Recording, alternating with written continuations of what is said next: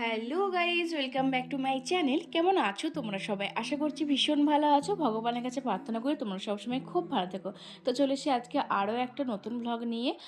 নতুন ব্লগ বলতে তোমাদের সাথে তো আগের বার শেয়ার করেইছিলাম যে বিচেতে এখানে শেষ করে দিয়েছিলাম। পরের পার্টটা পরের ব্লগই রাখবো, নাহলে অনেকটা বড় ভিডিও হয়ে যাবে সেই কারণে।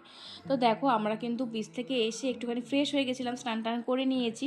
স্নান টান করে ড্রেস চেঞ্জ করে ফ্রেশ ট্রেশ হয়ে আমরা কিন্তু খাওয়া দাওয়া করতে চলে এসেছি।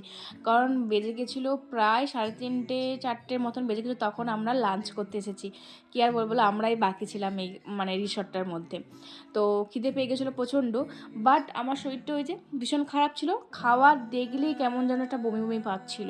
এত সুন্দর খাবার থাকা সত্ত্বেও সামনেতে আমি কিছু খেতে পারিনি, এটাই হচ্ছে প্রবলেম। আমার খাবারগুলো সব আমি দাদাদেরকে, ভাইকে, বোনকে সব ভাগ করে দিয়ে দিয়েছিলাম। আমিষটা ওই 2 খাবারের মতন খেয়েছিলাম আর কি, যাতে ওই একটু শরীরটা ঠিকঠাক থাকে। তারপরে তো এখানে রিসোর্টের দাদারা খুব ভালোই ছিল, সবাই ওষুধ এনে দিয়েছিলো, বলেছিলাম জাজি সব এনে দিয়েছিলো। আর ব্যবস্থা খুবই ভালো। মাত্র 1800 টাকায় তোমরা ফুল প্যাকেজ পেয়ে যাবে, খাওয়া দাওয়া থেকে শুরু করে সব কিছু, ব্রেকফাস্ট, লাঞ্চ, ডিনার, এমনকি সন্ধ্যার স্ন্যাক্সও তোমরা পেয়ে যাবে মাত্র 1700 টাকাতে। থাকা খাওয়া সব কিছু কিন্তু এখানে ইনক্লুডেড থাকবে। এমনকি তোমাকে স্টেশন থেকে আনতেও যাবে, আবার দিতেও যাবে, সব কিছুই। না, তবে ওইটার কিন্তু ভাড়া তোমার লাগবে, ভাড়াটা দিতে হবে। বাকি তোমার সব কিছু 800 টাকার মধ্যেই কিন্তু এখানে থাকবে। খাবার দাবারের মধ্যে তো অনেক কিছু ছিল, দেখতেই পেয়েছিলে। ভাত, ঝুরি আলু ভাজা, পাঁপড় ভাজা, তারপরে ছিল ডাল, একটা ছিল বেগুন পোস্ত, চিংড়ির মালাইকারি, পমফ্রেট, তারপরে তোমার চাটনি, পাঁপড়, অনেক কিছু ছিল, তোমরা দেখতেই পেয়েছো। স্যালাড, সব কিছু দিয়েছে। আর খাবারের কোয়ালিটিও ভীষণ সুন্দর, ভীষণ টেস্টি খাবার দাবার, আর খুব ভালো। তোমাকে আবারও চাইলেই তোমাকে দেওয়া হবে। খুব ভালো। রিসর্টটাও বেশ সুন্দর। সন্ধ্যাবেলার দৃশ্যটা দেখো, এত সুন্দর লাগছিলো। তারপর তো খাওয়া দাওয়া করে আমরা এসে শুয়ে পড়েছিলাম, ভীষণটা টায়ার্ড ছিলাম, তো যখনই শুয়ে পড়ছি ঘুমিয়ে যাচ্ছিলাম। তো সন্ধ্যাবেলায় উঠে দেখো স্ন্যাক্স আমাদের কিন্তু রুমের ভেতরেই চলে এসেছে। তুমি বাইরেও খেতে পারবে, আবার রুমের ভেতরে বসেও খেতে পারবে। তো আমরা রুমের ভেতরে দিতে বলেছিলাম, কারণ ঘুম ছাড়ছিলই না, সেজন্য একটু কফি আর চিকেন পকোড়া, আলু পকোড়া, তোমরা যেটাই চাইবে সেটাই পেয়ে যাবে। ভেজ, চিকেন সব কিছু পেয়ে যাবে।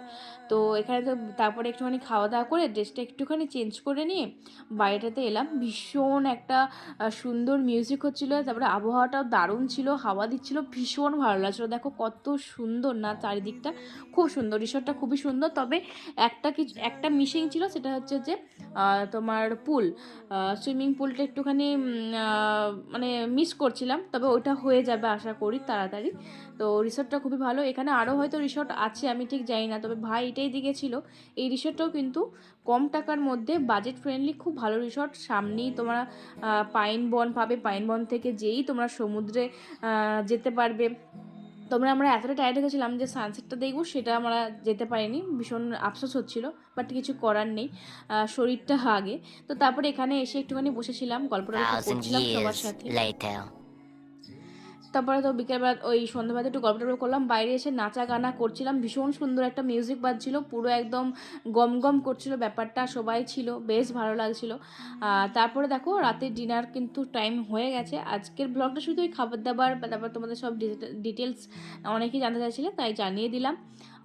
তো খাবার দাবার নিয়ে কোনো কথা হবে না বললামই।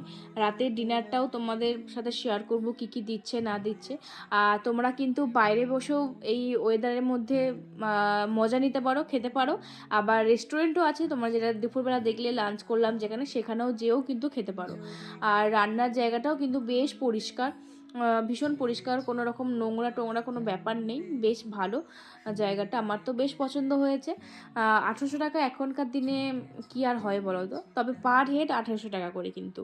তো দেখো রাত্রের ডিনারে দিয়েছে 3টে 4টে করে রুটি দিয়েছে, একটা ওই আলু কাবলি ছোলা নাকি বলে না, ওই রকম একটা দিয়েছে। তারপর দিয়েছিল চিকেন, আর চিকেনের সাথে ছিল একটা করে তারপরে তোমার গোলাপ জামুন তো বা পান্তুয়া, যেটাই বলো না কেন। তো টেস্ট নিয়ে বললামই, কোনো কথা হবে না, কিন্তু আমার শরীর ভীষণ খারাপ থাকায় আমি চিকেন এত ভালোবাসি, মটন এত ভালোবাসি, কিন্তু খেতে পারিনি। ওই একটা মাত্র চিকেন খেয়েছিলাম।